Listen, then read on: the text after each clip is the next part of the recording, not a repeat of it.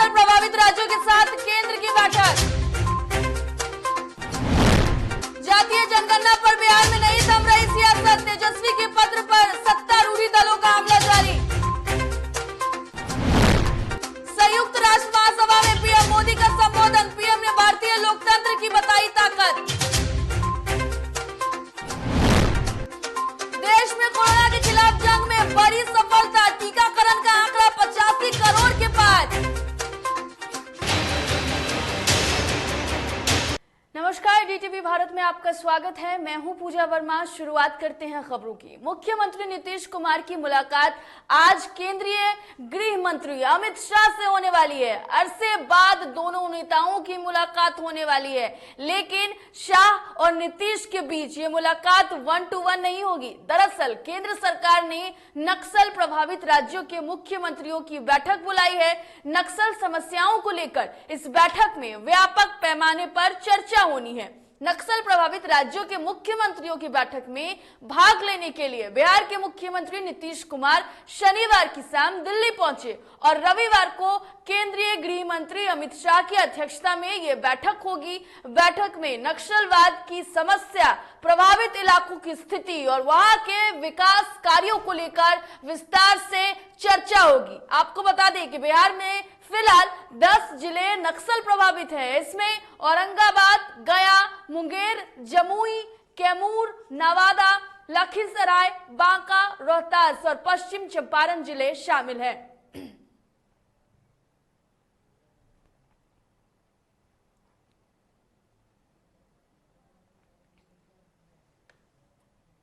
इस खबर पर ज्यादा जानकारी के लिए हमारे संवाददाता उत्कर्ष फोन लाइन पर जुड़ गए हैं। उत्कर्ष, आपसे जानना चाहेंगे कि आज मुख्यमंत्री नीतीश कुमार की एक अहम बैठक है, या यूं कह ले कि नक्सलवाद को खत्म करने के लिए एक अहम बैठक है।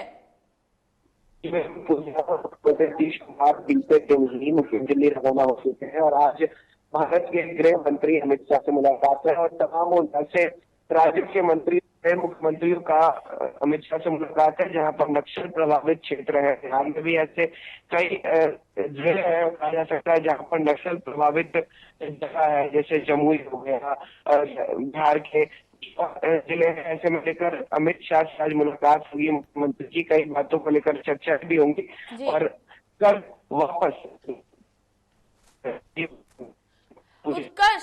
उत्कर्ष, एक और सवाल है आपसे कि ये भी कयास लगाए जा रहे हैं कि इस बैठक में हो सकता है नीतीश कुमार जातिगत जनगणना को लेकर भी कोई बातचीत करे। जी बिल्कुल, जिस तरीके से मुख्यमंत्री कई बार सामने अपनी बातें रख चुके हैं और कहे हैं कि बिहार में जातीय जनगणना होनी चाहिए, इसमें प्रधानमंत्री अभी फिलहाल देश से बाहर है, तो कहीं ना कहीं गृह मंत्री से जरूर ऐसी बातें हो सकती है। हालांकि ये औपचारिक मुलाकात नहीं होगी, लेकिन ऐसे कयास जरूर लगाए जा रहे हैं कि जातीय आधारित जनगणना को लेकर जरूर बातें हो सकती है दोनों के बीच। बिल्कुल उत्कर्ष, बहुत बहुत धन्यवाद आपका तमाम जानकारी के लिए। तो बता दें आपको कि नक्सल प्रभावित क्षेत्रों को लेकर के कई ऐसे जिले हैं बिहार में भी जहां पर नक्सलवाद जो है वो काफी ज्यादा है और लोग इससे काफी प्रभावित हैं। तो ऐसे में जो आपको बता दें कि गृह मंत्री अमित शाह से आज नीतीश कुमार की मुलाकात होने वाली है और एक अहम बैठक होने वाली है कि किस तरीके से जिस राज्यों में नक्सल गतिविधियां ज्यादा बढ़ी हुई हैं उसे कम किया जा सके। अगली खबर का रुख करते हैं। केंद्र सरकार के द्वारा जातिगत जनगणना पर रुख साफ होने के बाद बिहार में सियासत गर्म है। ऐसे में अब जातीय जनगणना को लेकर नेता प्रतिपक्ष तेजस्वी यादव ने देश के सभी विपक्षी दलों को पत्र लिखा है और जाति आधारित जनगणना पर एक साथ आने को कहा है। अपने पत्र के दौरान नेता प्रतिपक्ष तेजस्वी यादव ने उत्तर प्रदेश के पूर्व सीएम अखिलेश यादव, बंगाल की सीएम ममता बनर्जी, उड़ीसा के मुख्यमंत्री नवीन पटनायक के साथ ही 13 मुख्यमंत्रियों और 33 विपक्षी पार्टियों के प्रमुखों को पत्र लिखकर कहा है कि सभी को देश हित में आगे आना चाहिए। तो बता दें आपको कि जातिगत जनगणना को लेकर बिहार की सियासत में उबाल देखने को मिल रहा है, जहां एक तरफ केंद्र ने जातिगत जनगणना कराने से साफ तौर पर मना कर दिया है। जातीय जनगणना को लेकर उन्होंने अपनी तरफ से यह बयान दिया है कि कई लाख जातियां हैं और उनका जनगणना कराना जो है वो संभव नहीं है। ऐसे में तेजस्वी यादव लगातार इसको लेकर अब 13 मुख्यमंत्रियों और 33 आपको बता दें कि बड़े नेताओं को उन्होंने पत्र लिखा है और सबको एकजुट होने को कहा है। अगली खबर का रुख करते हैं। वहीं जातीय जनगणना को लेकर बिहार में सियासत के बीच बीजेपी को अभी पीएम मोदी के फैसले का इंतजार है, जिसको लेकर केंद्रीय मंत्री अश्विनी चौबे ने कहा है कि हमारी पार्टी के नेता का निर्देश सर्वमान्य होगा और इस पर केंद्र सरकार विचार कर रही है। वहीं बिहार के डिप्टी सीएम रेणु देवी ने पीएम मोदी पर भरोसा जताते हुए तेजस्वी यादव के द्वारा पत्र लिखने पर हमला बोला। के अंदर जो गलत विचार पैदा करने का जो प्रयास कर रहे हैं, आजादी के साथ खिलवाड़ है, ऐसे लोगों को देश कभी नहीं बख्शेगा। तो जातीय जनगणना पे सर सबका अलग अलग राग है, क्या ऐसा? भाई देखो, हमारी पार्टी शुरू से ही हम समाज जीवन को साथ लेके चलने वाले लोग हैं और जहां तक का आदरणीय प्रधानमंत्री जी, हमारे राष्ट्रीय अध्यक्ष, हमारी पार्टी का जो भी निर्णय होता है हम लोग उसको इम्प्लीमेंट करते हैं और इसलिए हम लोग इस पर विचार मंथन हमारे पार्टी के नेतृत्व और जो हमारे गठबंधन के साथी हैं मिल के कर रहे हैं, करेंगे। देखिए, सबसे बड़ी बात है कि अपनी अपनी सोच होती है। हम सामाजिक समरसता की बात करते हैं और आप जाति गणना की बात करते हैं। जाति गणना से क्या होगा कि हमारे और आप सारे लोग में एक पहलू जो है वो भी तो द्वेष होना है। और हम जब सामाजिक समरसता की बात करते थे, हमें तो सामाजिक समरसता में ही रहना चाहिए। हम सभी लोग एक हैं। हम कहते हैं कि सबका साथ सबका विकास। तो इस हिसाब से सबका साथ सबका विकास जब हम चिंता करते हैं और सबके लिए चिंता करते हैं तो फिर क्या मामला है? हमें तो ऐसा नहीं लगता है कि इसको कोई इशू बनाना चाहिए। वोट की राजनीति में आपने जितने 35 दल हैं, मैं चैलेंज करके कहना चाहती हूँ, कितने आपने जाति गणना में जो सबसे पीछे बैठा हुआ लोग है, कितने लोगों को आपने बनाया है? आपने अपने परिवार को बनाया है, आपने अपने परिवार के लिए चिंता की है। लेकिन जो नहीं कहता वो तो सारे लोगों के लिए चिंता किया है। जो सबसे बैठे, आप सोचते हैं कि हम पिछड़ा और अति पिछड़ा का हम वोट बैंक बनाए और दलित और इसका, ये वोट बैंक नहीं बना। वहीं जाति आधारित जनगणना को लेकर गर्म सियासत के बीच एनडीए घटक दलों ने अपना दांव खेल दिया है, जिसको लेकर वीआईपी के संस्थापक मुकेश सैनी ने कहा है कि बिहार सरकार अपने खर्च पर जातीय जनगणना कराए, जिसके लिए वीआईपी सुप्रीमो मुकेश सैनी और उनकी पार्टी 5 करोड़ रुपए देगी। वहीं बिहार के पूर्व मुख्यमंत्री जीतन राम मांझी ने बड़ा बयान देते हुए कहा है कि देश की जनता को उनका हक दिलाने के लिए जातीय जनगणना बेहद जरूरी है। उन्होंने कहा कि अभी प्रधानमंत्री मोदी से उम्मीद के साथ माननीय मुख्यमंत्री श्री नीतीश कुमार जी के नेतृत्व में हम लोग माननीय प्रधानमंत्री से मिले और बहुत उम्मीद था कि जो जातिगत जनगणना देश में हो, और हमें पता चला कि भी नहीं होना है, केंद्र सरकार की तरफ से मना हो गया है। तो बहुत दुख हो रहा है, लेकिन माननीय मुख्यमंत्री जी से मैं शीघ्र ही इस पर चर्चा करूंगा, मिलूंगा और मैं चाहूँगा कि राज्य सरकार अपने खर्चे से, अपने संसाधन से राज्य में जातिगत जनगणना करे, क्योंकि जातिगत जनगणना जो बहुत ज़रूरी है। आज हमें पता ही नहीं कि पिछड़े समाज के लोग कितने हैं, किस संख्या में हैं, कौन लोग क्या कर रहे हैं। तो इस सब की जानकारी राज्य के पास जब तक नहीं आएगा तब तक हम उसके लिए बेहतर विकास का कोई रोड मैप नहीं बना पाएंगे। तो इसके लिए मेरा माननीय मुख्यमंत्री जी से आग्रह होगा कि राज्य सरकार अपने खर्चे से इसको कराए। और इसके लिए हमने कल कहा भी है कि हमारे पार्टी के ओर से हम 5 करोड़ रुपए का डोनेशन राज्य सरकार को देंगे, जिसमें 4 करोड़ रुपया पार्टी की तरफ से, 1 करोड़ रुपया निजी अपने तरफ से। मैं चाहूंगा कि राज्य सरकार अपने खर्चे से जातिगत जनगणना भी। इसके बारे में हम कल बोले हैं कि हम लोगों को पुनः आपस में बात करना चाहिए और आपस में बातचीत कर करके एक कदम उठाना चाहिए। हमको लगता है अभी भी हम लोग होपफुल हैं कि माननीय प्रधानमंत्री जी किसी कारण से आरपीटी की तरफ से करवा दिए हैं, लेकिन वो जरूर इस पर सोचेंगे। एक बार पुनः हम लोग उनको समय दे सकते हैं कि आप एक बार विचार कीजिए, पुनर्विचार कीजिए। और ये कहने के लिए सभी सर्वदल के लोग एक साथ बैठें और एक स्वर से प्रधानमंत्री से अनुरोध करें। पटना में पंचायती राज मंत्री सम्राट चौधरी ने जातीय जनगणना को लेकर कहा है कि पिछली बार 4,28,000 जातियों की उपजातियां दिखाई गई थी, इसीलिए उन्हें लगता है कि इसमें कहीं ना कहीं त्रुटि है। इसको देखते हुए देश के प्रधानमंत्री तय करेंगे कि इसमें क्या करना है। जीतन राम मांझी के मनुवादी वाले बयान पर उन्होंने कहा कि हम सभी राम के वंशज हैं, राम का वंशज माना जाता है, लवकुश राम ही हमारे प्रभु हैं, इसीलिए देश में राम के बिना कुछ भी कल्पना नहीं कर सकते। वैसे कोर्ट में यह स्पष्ट कर दिया गया है कि पिछली बार जो स्थिति बनी थी उसमें 4,28,000 जातियों के उपजातियां दिखाई गई, जो हमको भी लगता है कि इसमें कहीं ना कहीं त्रुटि है। तो इसकी पूरी व्यवस्था देख रही है और स्वाभाविक है देश के प्रधानमंत्री जी तय करेंगे कि इसमें आगे क्या करना है। हम के राष्ट्रीय अध्यक्ष जीतन राम मांझी द्वारा भगवान श्री राम पर किए गए टिप्पणी को लेकर हिंदू पुत्र संगठन ने विरोध किया है। संगठन के प्रदेश संरक्षक गुड्डू प्रधान ने मीडिया से बातचीत में कहा है कि जिस तरह हमारे भगवान श्री राम के बारे में पूर्व मुख्यमंत्री के द्वारा काल्पनिक कहा गया है, यह अत्यंत चिंता का विषय है। जिस तरह हमारे प्रदेश के पूर्व मुख्यमंत्री जीतन राम मांझी के द्वारा हमारे भगवान श्री राम के संदर्भ में काल्पनिक कहा गया है, यह अत्यंत ही निंदनीय और चिंतनीय विषय है। भाजपा ने गोपालगंज जिले के मीरगंज में पंडित दीनदयाल उपाध्याय की जयंती मनाई। भाजपा के जिलाध्यक्ष विनोद सिंह की अध्यक्षता में कार्यक्रम का आयोजन किया गया। इस अवसर पर सूबे के स्वास्थ्य मंत्री मंगल पांडे ने दीप प्रज्वलित कर कार्यक्रम का शुभारंभ किया। इस दौरान खनन एवं भूतत्व मंत्री जनक राम भी कार्यक्रम में शामिल रहे। अपने संबोधन में मंगल पांडे ने कहा कि पंडित दीनदयाल उपाध्याय ने अपना संपूर्ण जीवन राष्ट्र को समर्पित किया। उन्होंने अखंड भारत की कल्पना की थी। उनके द्वारा प्रतिपादित एकात्मक मानववाद में संप्रदाय से ऊपर उठकर अंतिम छोर के व्यक्ति के विकास की कल्पना की थी। पंडित दीनदयाल उपाध्याय जी का जयंती समारोह है और आज के दिन हम सब लोग अपना पुष्पांजलि और श्रद्धा सुमन उनको निवेदित कर रहे हैं। पंडित दीनदयाल जी के विचार इस देश के गरीबों के कल्याण के लिए थे। समाज के अंतिम पायदान पर बैठे हुए व्यक्तियों को विकास की कड़ी में आगे लाने के लिए था और आज उन्हीं के विचारों से प्रभावित होकर हमारे आदरणीय प्रधानमंत्री जी, भारतीय जनता पार्टी के हमारे सभी कार्यकर्तागण काम करते हैं। बिहार सरकार द्वारा पटना के पटेल छात्रावास और अम्बेडकर छात्रावास को खाली कराने को लेकर घमासान छिड़ गया है। इस कड़ी में तमाम छात्र पटना के जेपी गोलंबर से विधानसभा घेराव करने के लिए निकले, जिन्हें पटना के मौर्य होटल के पास रोककर लाठीचार्ज की गई। इस दौरान पटना पुलिस ने दलित छात्रों को सड़क पर दौड़ा कर पीटा। अम्बेडकर कल्याण छात्रावास संघ के कार्यकर्ता हॉस्टल खाली करने के विरोध में भी प्रदर्शन कर रहे थे।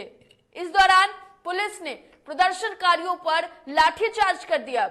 ऑल बिहार अम्बेडकर कल्याण छात्रावास संघ के अध्यक्ष अमर आजाद ने अम्बेडकर छात्रावास को खाली करने का आदेश वापस लेने के संबंध में मुख्यमंत्री नीतीश कुमार और एससी आयोग के राष्ट्रीय अध्यक्ष को पत्र लिखा है। उन्होंने कहा था कि अम्बेडकर छात्रावास खाली कराने का आदेश वापस नहीं हुआ तो पटना में बड़ा आंदोलन होगा।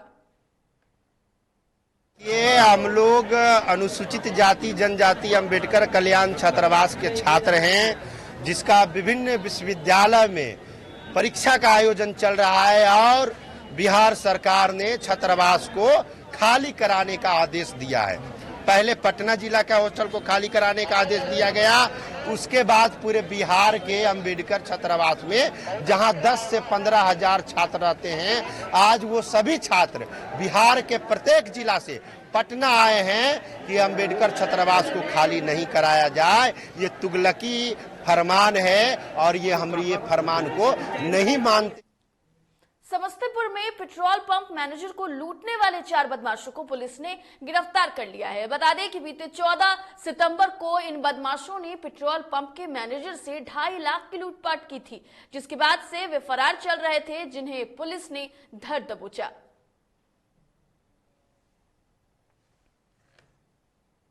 कटिहार जिला प्रशासन द्वारा पंचायत चुनाव को लेकर तैयारियां अपने अंतिम चरण पर है। ऐसे में जिले में शांतिपूर्ण माहौल में पंचायत चुनाव संपन्न कराने के लिए प्रशासनिक स्तर पर सारी तैयारियां लगभग पूरी कर ली गई है। आपको बता दें कि इसी को लेकर जिलाधिकारी उदयन मिश्रा और एसपी विकास कुमार के साथ कई वरीय पदाधिकारियों ने मतगणना केंद्र और ब्रज गृह का निरीक्षण भी किया। सासाराम में पंचायत चुनाव के लिए शनिवार से नामांकन की प्रक्रिया शुरू हो गई है, जो 1 अक्टूबर तक चलेगी। सासाराम की प्रखंड विकास पदाधिकारी रोजी रानी ने बताया है कि प्रखंड मुख्यालय में 5 पदों के लिए नामांकन होगा, जिसमें मुखिया, पंचायत समिति सदस्य, वार्ड सरपंच और पंच शामिल हैं। इसके लिए प्रखंड परिसर में व्यापक तैयारियां की गई है। परिसर के बैरिकेडिंग की गई है, साथ ही बेवजह परिसर में प्रवेश निषेध कर दिया गया है। किन किन पदों पर हो रही है, क्या है? आज से नामांकन की प्रक्रिया शुरू हो गई है, जिसमें हमारे यहाँ 5 पद के लिए नामांकन चल रहा है। जैसे आपको एक तो हो गया वार्ड सदस्य के लिए हो गया, और पंचायत समिति का हो गया, पंच, सरपंच और मुखिया, ये 5 पद का हमारे यहाँ नामांकन यहाँ सासाराम प्रखंड में चल रहा है, जो 1 अक्टूबर तक चलेगा। बेतिया के लेरिया थाना परिसर में चहलुम और दुर्गा पूजा को लेकर शांति समिति की बैठक का आयोजन किया। बैठक में अचल अधिकारी और थाना अध्यक्ष की अध्यक्षता में यह बैठक की गई।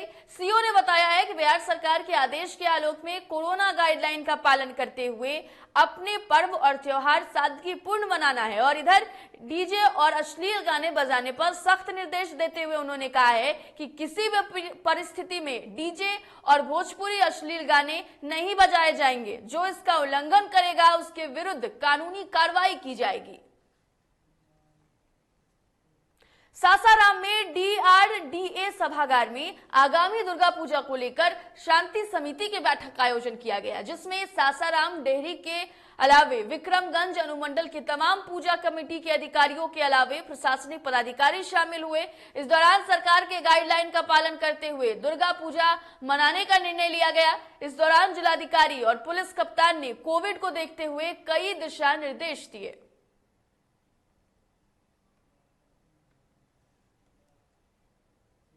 और अब रुक करते हैं झारखंड की खबरों का।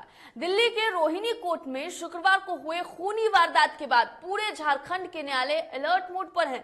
जमशेदपुर में भी सिविल कोर्ट और अनुमंडल कोर्ट की सुरक्षा को बढ़ा दिया गया है। जानकारी देते हुए जमशेदपुर एसएसपी डॉक्टर एम ने बताया है कि धनबाद की घटना के बाद से ही जमशेदपुर सिविल कोर्ट की सुरक्षा बढ़ा दी गई है। इसके अलावा जजों और उनके परिवार को भी सुरक्षा ज्यादा दी जा रही है। साथ ही साथ कोर्ट में आने जाने वाले लोगों की जो गिनती है और जो गहन जांच है वो भी की जा रही है। जमशेदपुर के आबकारी विभाग को एक बार फिर से बड़ी सफलता मिली है, जहां विभाग ने MGM थाना क्षेत्र में छापेमारी कर शराब भट्टियों को ध्वस्त कर दिया है। साथ ही बड़ी मात्रा में अवैध शराब और महुआ को जब्त किया। बताया जा रहा है कि विभाग को इस इलाके में शराब भट्टी संचालित होने की गुप्त सूचना मिली थी और इसी के आधार पर विभाग ने छोटा बांकी डैम के पास 2 स्थानों पर छापेमारी की और यहां से 7,000 लीटर जावा महुआ और तकरीबन 150 लीटर चौलाई शराब बरामद किया गया।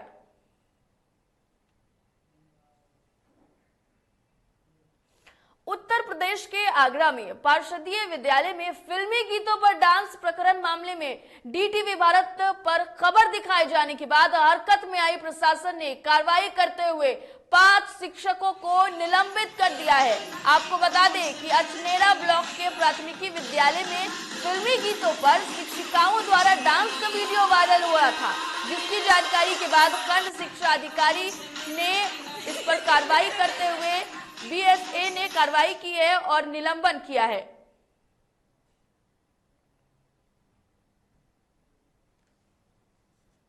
प्रधानमंत्री नरेंद्र मोदी ने संयुक्त राष्ट्र महासभा के 76वें सत्र को संबोधित किया। इस दौरान पीएम मोदी ने कहा कि नमस्कार साथियों, अब्दुल्ला शहीद को अध्यक्ष पद संभालने के लिए बहुत बहुत बधाई। उन्होंने कहा कि गत 1.5 वर्ष से पूरा विश्व 100 साल में आई सबसे बड़ी महामारी का सामना कर रहा है। पीएम ने कहा कि ऐसी भयंकर महामारी में जीवन गंवाने वाले सभी लोगों को मैं श्रद्धांजलि देता हूं और परिवारों के साथ अपनी संवेदनाएं व्यक्त करता हूं। वहीं पीएम ने भारतीय लोकतंत्र की चर्चा करते हुए कहा कि उस देश से आता हूं जो देश लोकतंत्र की जननी है। तो बता दें आपको कि पीएम ने देश को लोकतंत्र की जननी बताते हुए अपने संबोधन में ये बातें कही हैं। पीएम ने आपको बता दें कि जब संबोधन किया तो कई सारी अहम बातें बोली। संयुक्त राष्ट्र महासभा में पीएम मोदी का संबोधन था। कल उनके साथ आपको बता दें कि एस जयशंकर भी मौजूद थे और उन्होंने जिस तरीके से संबोधन किया उसके बाद से पीएम मोदी की लगातार जिस तरीके से वो भाषण भी देते हैं तो लोग उन्हें बेहद पसंद करते हैं। और इकोलॉजी दोनों में बेहतर संतुलन स्थापित किया है। बड़े और विकसित देशों की तुलना में क्लाइमेट एक्शन को लेकर भारत के प्रयासों को देखकर आप सभी को निश्चित ही गर्व होगा। आज भारत बहुत तेजी के साथ 450 गीगावाट रिन्यूएबल एनर्जी के लक्ष्य की तरफ बढ़ रहा है। हम भारत को दुनिया का सबसे बड़ा ग्रीन हाइड्रोजन हब बनाने के अभियान में भी जुट गए हैं। अध्यक्ष महोदय, हमें अपनी आने वाली पीढ़ियों को जवाब देना है कि जब फैसले लेने का समय था तब जिन पर विश्व को दिशा देने का दायित्व था वो क्या कर रहे थे। आज विश्व के सामने रिग्रेसिव थिंकिंग और एक्सट्रीमिज्म का खतरा बढ़ता जा रहा है। इन परिस्थितियों में पूरे विश्व को साइंस बेस्ड रेशनल और प्रोग्रेसिव थिंकिंग को विकास का आधार बनाना ही होगा।